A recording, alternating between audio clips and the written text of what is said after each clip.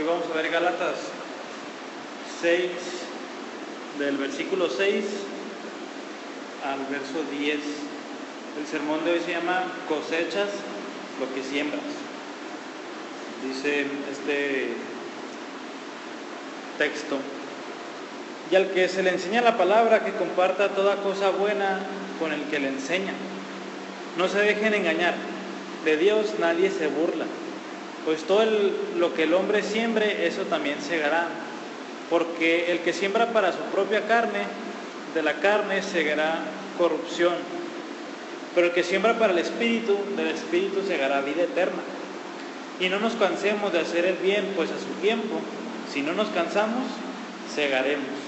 Así que entonces, hagamos bien a todos según tengamos oportunidad, y especialmente a los de la familia de la fe.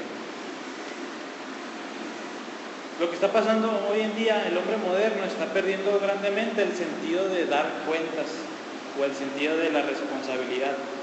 Cada vez se toman más y más decisiones sin pensar en las consecuencias de esa decisión. Cada vez se toman las decisiones más a la ligera. Jesús dio un ejemplo de este tipo de actitud en Lucas 14, del 28 al 30. Voy a ver como para introducir el tema. Dice Jesús aquí: ¿quién de ustedes, deseando edificar una torre, fíjense, no se sienta primero y calcula el costo para ver si tiene lo suficiente para terminarla? No sea que cuando haya echado los cimientos y no pueda terminar, todos los que lo vean comiencen a burlarse de él, diciendo: este hombre comenzó a edificar y no pudo terminar. Fíjense, Jesucristo ahí está diciendo sobre... qué vergüenza de alguien que, no, sí, yo voy a construir las quintas marianas todas. Y ¿sí se llama así? Y no, y sí la hago, y no, le faltaron 6 casas. Pues, ¿qué van a decir? ¿Cómo se aventó el proyecto? ¿Cómo invirtió? ¿Cómo gastó el dinero para no terminar el proyecto? Así como dice, pues se van a burlar de él. Unos ejemplos rápidos. Por ejemplo, imagínense un hombre que tiene el deseo intenso de tener relaciones sexuales y las termina teniendo con una mujer. Para él fue algo rápido, pasajero, fue la mera pasión. Pero ¿qué pasa cuando el hombre se da cuenta que la mujer está embarazada? Si se fijan, ahí empiezan a venir toda clase de problemas, como pues familias disfuncionales, hijos mal criados, pues la relación entre ellos puede ser mala el resto de la vida, etc. ¿Todo por qué? Porque tomó una decisión sin considerar absolutamente nada del costo de ella. O alguien que se quiere ganar la vida de una manera fácil. Está cansado de trabajar y le ofrecen una alternativa fácil. No, pues sí. Al principio que pues empieza a ganar dinero fácil, ¿no? Nada más hago esto y me da mejor que lo que puede haber ganado jamás en la vida. Pero ¿qué pasa cuando se meten problemas ahí y personas más arriba de él le piden cuentas y pueden terminarse con su vida? Estamos familiarizados aquí. Pues otra vez, por una mera decisión tan sencilla, puede perder hasta su vida. Otro ejemplo, imagínense una persona que le acaban de dar una tarjeta de crédito y la empieza a usar y dice: oye, pues qué fácil es usar una tarjeta de crédito. Y empieza a usarla hasta que llega al límite de crédito. Pues ya tiene todo él, pero cuando llega la fecha de paga se da cuenta que pues, sus ingresos no dan para pagar una tarjeta de crédito, por lo cual pues, le quitan el crédito y en el peor de los casos le empiezan a quitar hasta bienes propios. Otra vez esa persona tuvo el sentido ese de dar cuenta, de ser responsable ante la decisión que estaba tomando. Y así es igual en la vida espiritual. Solemos vivir como si Dios estuviera ciego ante lo que hacemos. Como que hacemos cosas pensando que Dios pues va, en ese sentido de que no voy a tener que pagar por todo lo que he hecho. Pues muchos llegan hasta pensar: no, en mi lecho de muerte me arreglo con Dios. Y todo se arregla así de fácil. Pero no, la Biblia nos va a enseñar que no es así. Así como dice este pasaje, si vivimos sembrando para las cosas de la carne, eso vamos a cegar. ¿Por qué? Porque eso fue lo que sembramos. necesitamos volver a ese sentido de dar cuentas y principalmente delante de Dios. Pablo nos va a enseñar que, o sea, cada obra que hagamos en esta vida es como una semilla que vamos a sembrar y esa semilla se va a tener que cegar. Y lo importante de aquí es qué semilla es la que estamos sembrando. Pero antes, en el verso 6, es algo interesante porque parece ser un versículo un poquito aislado de tanto los anteriores como de este. Pero vamos a verlo hoy. El verso 6 nos enseña a compartir con los demás. Si se fijan, dice: y al que se le enseña la palabra, que comparta toda cosa buena con el que le enseña. Si lo conectamos con el verso 2, dice: lleven los unos las cargas de los otros. Este verso continúa más o menos con ese tema, pero aquí está haciendo una referencia en el pastor y su congregación, los líderes de la iglesia con la congregación. Tanto el ministro tiene algo que compartir con la congregación, como la congregación tiene algo que compartir con el ministro. ¿Qué comparte el ministro? El ministro, pastor o anciano debe de compartir buena y sólida enseñanza bíblica. De hecho, esa palabra que vemos aquí, al que le enseña la palabra, esa palabra enseñar en el griego es, o sea, lo traduciríamos directamente como catequizar. No sé cómo se diga ahorita, pero de ahí agarramos la palabra para catecismo. Y pues se refiere a una enseñanza oral de una de las verdades bíblicas. Y si se fijan, enseñar la palabra es la descripción más clara, más sencilla y más corta de lo que debe hacer un anciano o pastor en una iglesia. Hoy en día los ministros están tentados a hacer otro tipo de trabajos. Unos se han vuelto comerciantes, unos se han vuelto empresarios, otros músicos, otros animadores, otros comediantes o cualquier otra cosa que que no están cumpliendo su labor. O sea, uno los ve en la iglesia haciendo todo tipo de cosas, menos esto que está diciendo aquí, enseñar la palabra. O sea, eso es lo que debe de hacer, enseñar la palabra. En eso ese es el centro del ministerio de alguien que está a cargo de una iglesia, enseñar la palabra. Y esto requiere tiempo y esfuerzo. O sea, de tal manera que eso es lo que comparte el ministro y la congregación le comparte, dice ahí, toda cosa buena. Esa toda cosa buena se refiere a toda clase de bienes, pero especialmente se refiere al recurso material o al sustento económico para que se mantenga el ministro. De hecho, Pablo en otro lugar habló claramente que los ministros deben de vivir de predicar la palabra. Fíjense, 1 Corintios capítulo 9, verso 14.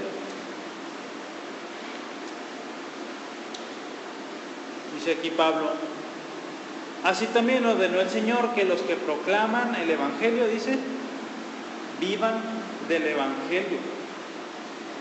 Entonces, esto es lo que enseña la palabra, como es un trabajo que requiere tiempo, esfuerzo, pastorear a la iglesia, dice que ellos vivan de eso. Pero hay abusos, vamos a ver, de los dos lados. En el ministro es muy fácil abusar de ese privilegio y es muy común que abusen de ese privilegio. O sea, de hecho, muchos buscan el pastorado con intenciones del dinero. O sea, ellos no son ministros de la palabra, ellos son ministros del dinero.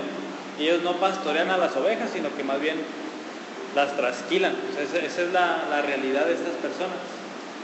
Y otros son muy flojos o muy perezosos, o sea, total que no devuelven lo que reciben. O sea, pueden hacer sermones así muy ligeros, poco estudio, pocas intenciones de la vida espiritual de las ovejas, etc. Entonces están ese tipo de abusos que no deberían de ocurrir. Pero también en la congregación hay abusos. Hay muchos que, o sea, por medio de ofrendar y eso, manipulan al ministro. O sea, dicen, no, pues es que tú sabes que yo doy tanto y no quiero que hables de esas cosas, o si sigues hablando de eso, pues me voy.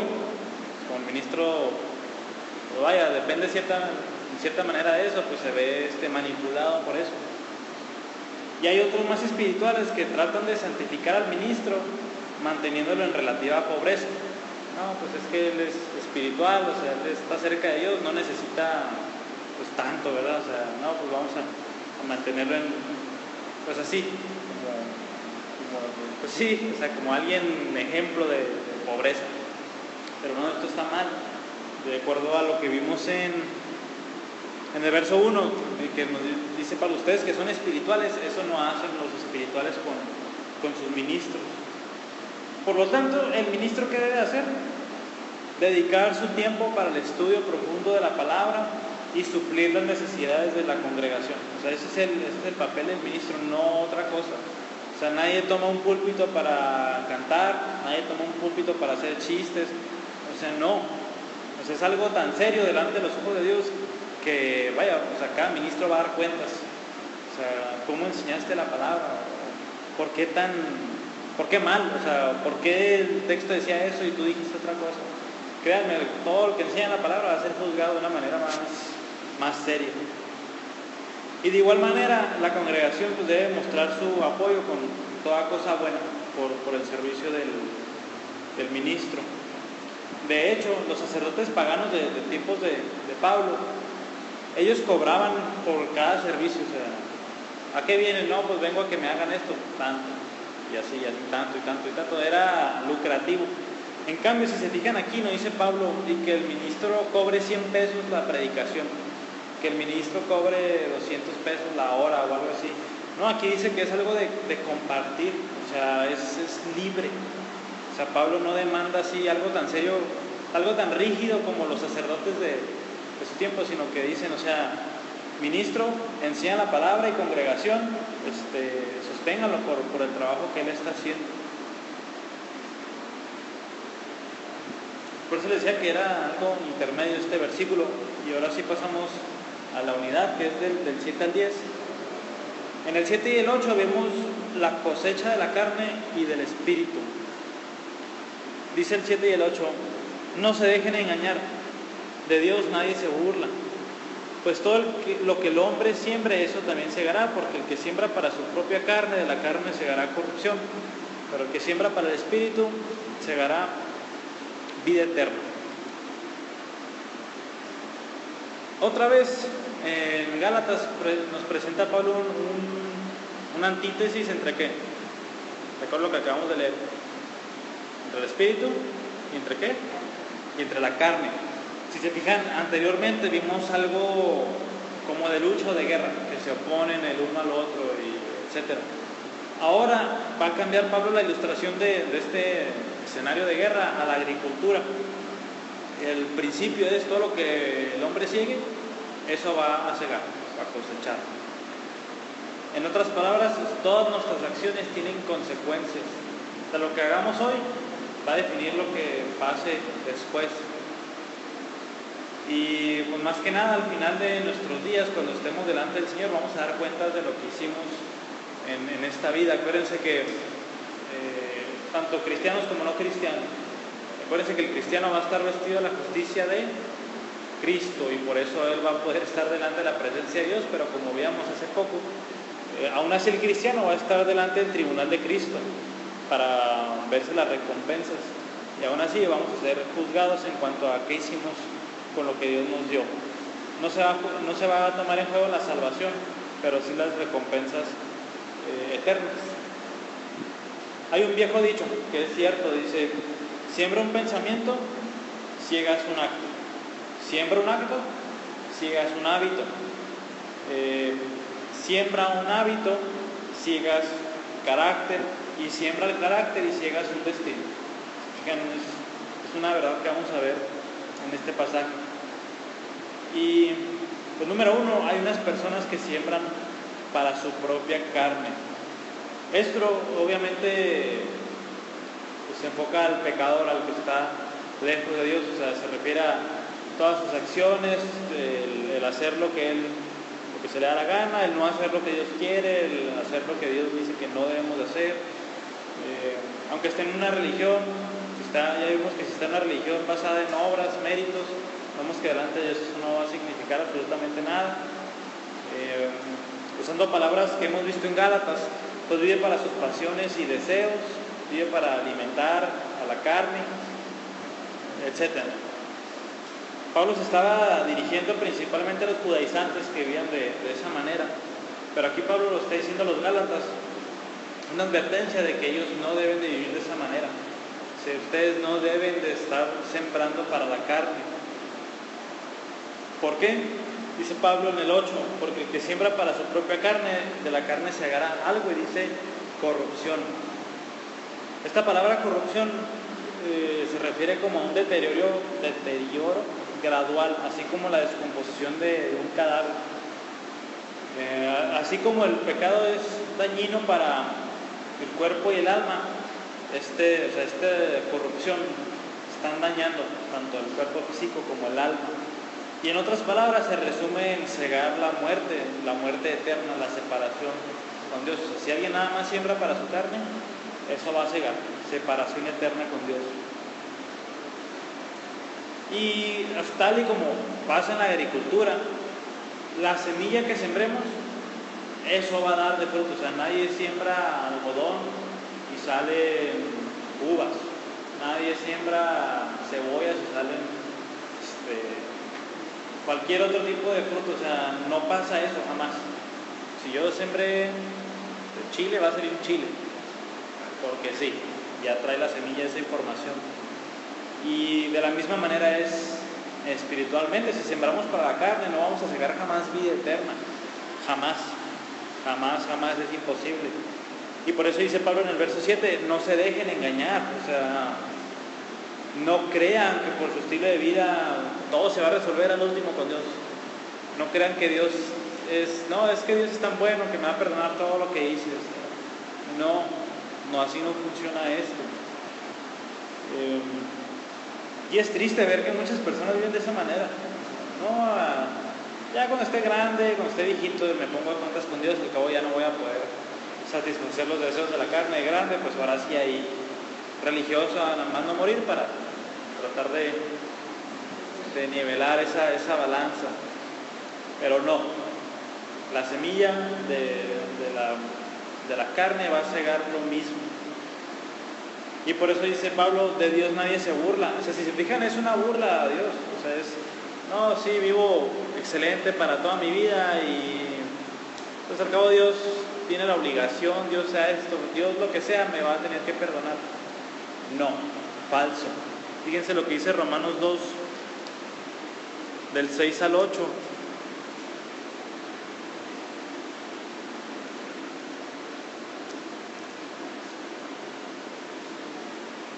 Dice Pablo, hablando de Dios, el cual pagará a cada uno, ¿cómo? Conforme a sus obras. A los que por la perseverancia en hacer el bien buscan gloria, honor e inmortalidad, ¿qué les va a dar? Vida eterna. Pero los que son ambiciosos y no obedecen a la verdad, sino que obedecen a la injusticia, ¿qué? Ira e indignación.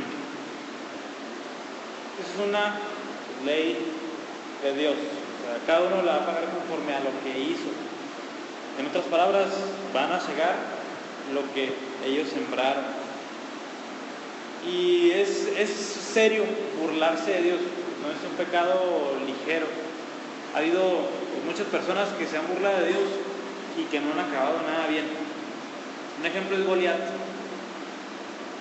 Goliat se burló del ejército de Dios. Estaban los soldados y decía,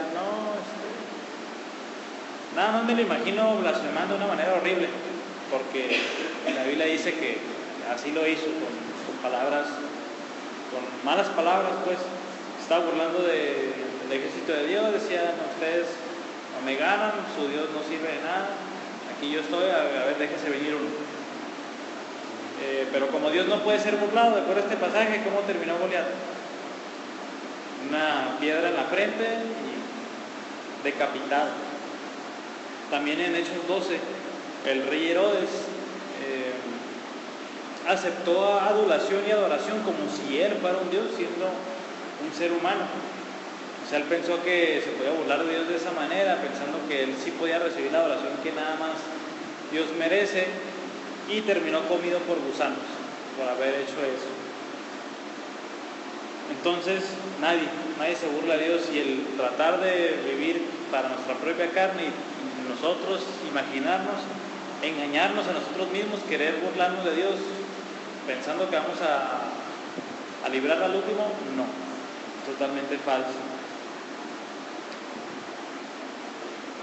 Entonces es la pregunta, ¿qué estás sembrando? ¿Estás sembrando para tu propia carne? Como dice aquí, no te dejes engañar, vas a cegar la corrupción, no hay de otro. Si tú estás sembrando esta clase de semilla, debes de temer porque vas a cegar la corrupción. Número 2, hay otra semilla. También se puede sembrar otra semilla. Dice el verso 8, pero el que siembra para el Espíritu, del Espíritu segará vida eterna. Pues como anticipamos, sembrar para el Espíritu es sembrar lo opuesto de la carne. Entonces, si miramos así como que retrospectivamente, sembrar para el Espíritu es una buena relación entre ministro y congregación, amarse los unos a los otros, llevar las cargas los unos a los otros, producir el fruto del Espíritu, suplir más bien para los deseos del Espíritu y no para los deseos de la carne, ser guiado por el Espíritu. Todo lo que hemos visto que debemos hacer, eso es sembrar para el Espíritu. En otras palabras, sembrar para el Espíritu es vivir para los deseos y pasiones y placeres de ¿quién?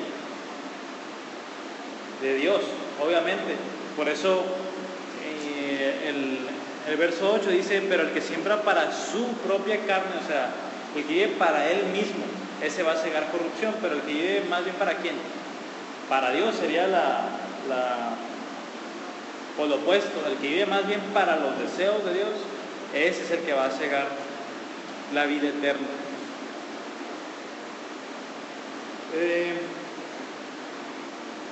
Y esa es la cosecha, es interesante. El que siembra para el Espíritu, ciega la vida eterna. Otra vez es una ley. Si alguien está sembrando toda su vida eso va a terminar cegando. Y eso no significa, otra vez, que no somos salvos, perdón, que somos salvos por las obras. Eso no está diciendo este pasaje. Acuérdense que la vida eterna es un regalo de Dios y que la recibimos por la fe. De todas maneras, el creyente muestra, acuérdense, esa verdadera fe por las obras, así como dice Santiago, muéstrame tu fe, ¿cómo? Por tus obras. Y en otras palabras, muéstrame tu fe sembrando para el Espíritu. Entonces, aquel que ha sido verdaderamente salvo y regenerado va a estar sembrando para el Espíritu y va a cegar la vida eterna. Entonces, una mera profesión de fe sembrando para la carne, ¿qué va a cegar? Corrupción. Y una profesión de fe sembrando para el Espíritu, ¿qué va a cegar? La vida eterna. Acuérdense, las dos personas pueden estar profesando fe en Cristo, pero esto se debe manifestar, así como está diciendo Pablo aquí, no se dejen engañar. Si ustedes siembran para el Espíritu, van a cegar la vida eterna. El verso 9 nos anima a no desmayar. Fíjense que dice, y no nos cansemos de hacer el bien, pues a su tiempo, si no nos cansamos, segaremos. Todo agricultor va a decir que el sembrar, y más que nada a mano, es un trabajo difícil y cansado. Y Pablo sabía que la vida espiritual es lo mismo también, uno puede llegar a fatigarse de estar sembrando para el Espíritu. Porque nosotros somos débiles, somos frágiles, y más en cuanto a las cosas espirituales, somos carnales, por eso es tan difícil y cansado. Por ejemplo, los ministros a veces se cansan de estar dando tanto y tanto para la congregación.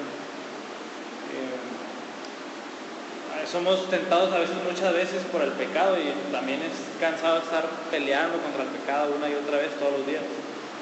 O cuando hacemos el bien y recibimos lo opuesto, cuando nos recibimos el mal, cuando hacemos una buena obra y ni siquiera nos dan las gracias, eso de poco en poco, eso termina fatigando al cristiano.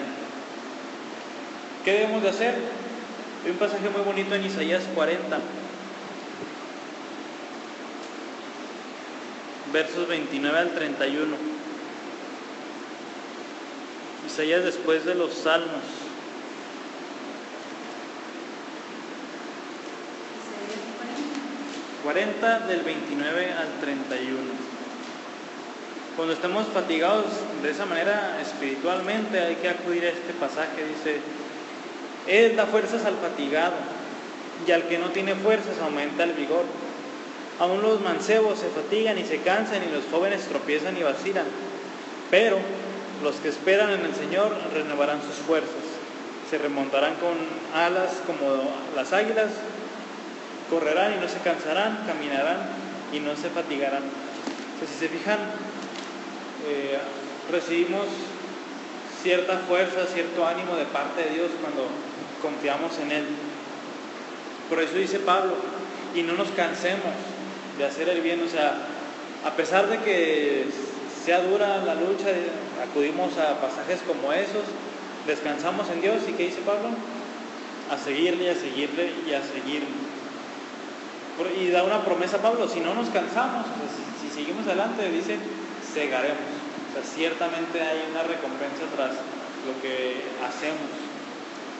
John Brown dice: cada sacrificio, cada privación, o sea, cada vez que nos abstuvimos de algo, cada sufrimiento y todo lo que tenga que ver respecto a Cristo y a su autoridad y su honor será recompensado. O sea, cada vez que hicimos algo por Cristo, cada vez que estuvimos peleando contra el pecado, cada vez que nos refrenamos de pecar, cada sacrificio que hicimos por Cristo va a ser recompensado. Y si bien la recompensa no es en esta vida, ya sabemos que es, así como leíamos, que es la recompensa en los cielos, a que no se ve afectada por la polilla ni por nada, que no se corrompe, que no pasa. Entonces, hasta que no venga la cosecha, dice Pablo, a sembrar y a sembrar. Hay un ejemplo de un misionero muy famoso, se llama William Carey. Fue el primer misionero moderno, o sea, de reciente, a la India. Él llegó a la India en 1793 y él empezó a enseñar la Biblia. O sea, cualquiera que le prestaba el oído, que lo volteaba a ver, él le enseñaba la Biblia. Y pasó nada más y nada menos que 7 años sin que nadie, un misionero en la India, 7 años sin que nadie, o sea, respondiera por la fe en Cristo. ¿Qué creen que pasó con William Carey? Se fatigó, se cansó, empezó a desmayar. Él era de Inglaterra y una vez le escribió una carta a su familia y decía: me siento como un agricultor con su grano. A veces siento que la semilla está por germinar y así espero. Pasa un poco de tiempo y todas mis esperanzas se disipan como las nubes. Solo apareció cizaña, o si llega a germinar un poco de maíz, se seca inmediatamente. Aún así, espero en Dios y continuaré con sus fuerzas. En 1800 empezó a cegar, porque tanto había sembrado William Carey, y bautizó al primer creyente indio, allá de la India. Entonces, y pues como ejemplos como este hay millares y millares. Entonces, por este tipo de testimonios y confiados en que Dios nos da las fuerzas, debemos de seguir sembrando y sembrando. Como dice aquí, si no nos cansamos, esto es seguir y seguir y seguir adelante, ¿qué va a pasar? Vamos a cegar. Finalmente, en el verso 10 tenemos la orden de hacer el bien sin mirar a quién, así como conocemos esa frase comúnmente. Dice: así que entonces hagamos bien a todos según tengamos oportunidad, y especialmente a los de la familia de la fe. Entonces, de acuerdo a este versículo, el cristiano es alguien que hace bien a ¿quiénes? A todos. El cristiano le hace bien a todos. Esto se ve de muchas maneras. Vamos a Mateo 25, del 34 al 36, para ver un ejemplo de cómo. Mateo 25, del 34 al 36.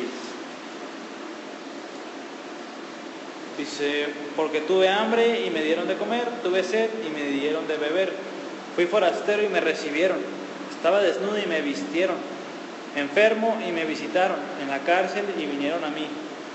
Entonces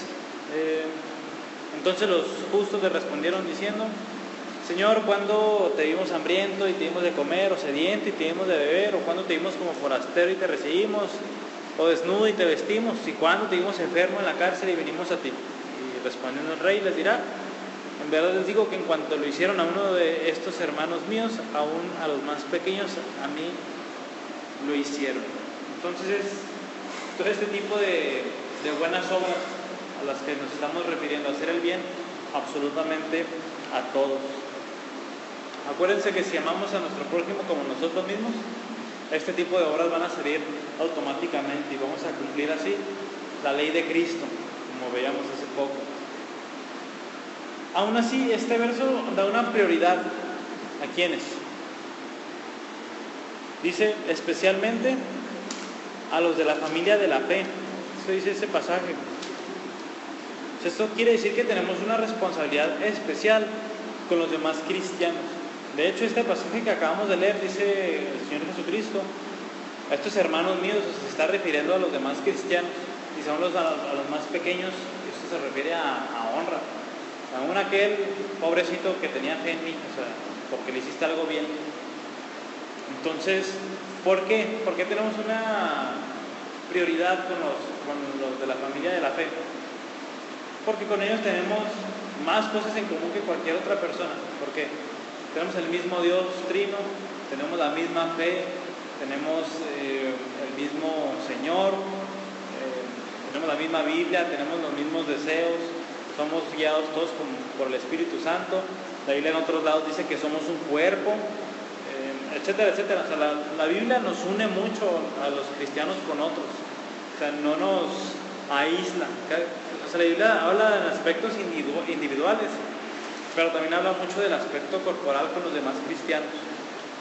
Y aquí, en especial, entonces se está refiriendo a que hagamos especialmente hacer el bien a los de la familia de la fe.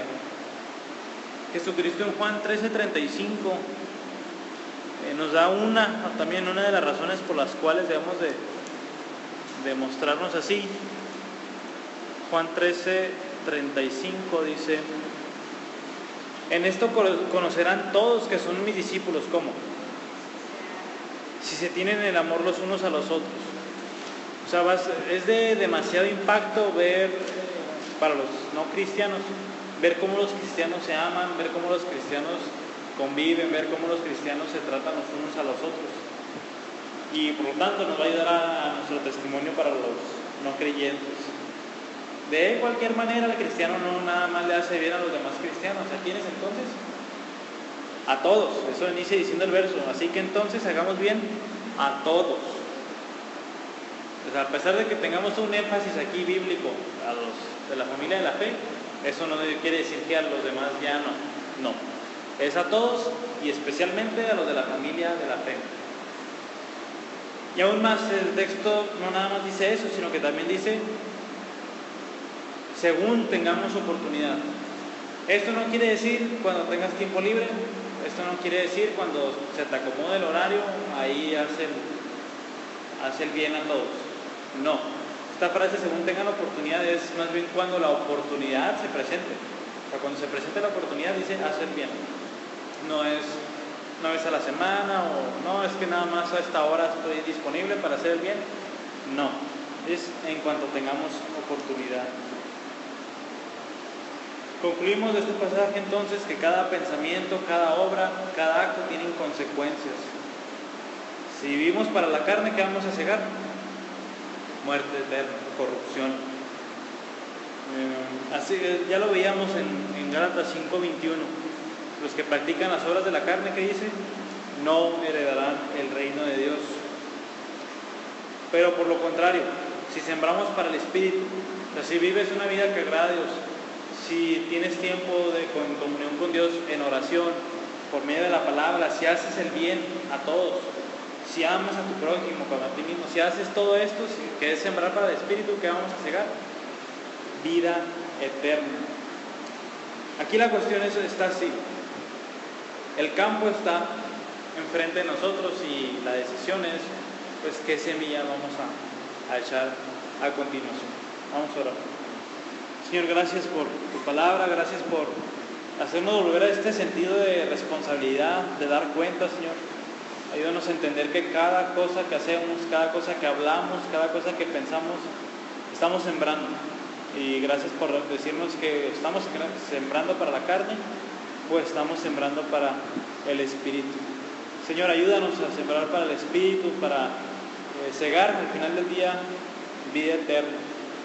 Y Señor, ayúdanos porque somos débiles, nos fatigamos, somos tentados de muchas maneras, pero gracias porque tu palabra así mismo nos da las fuerzas, nos da la confianza para seguir adelante. Ayúdanos, Señor, a estar sembrando para el Espíritu.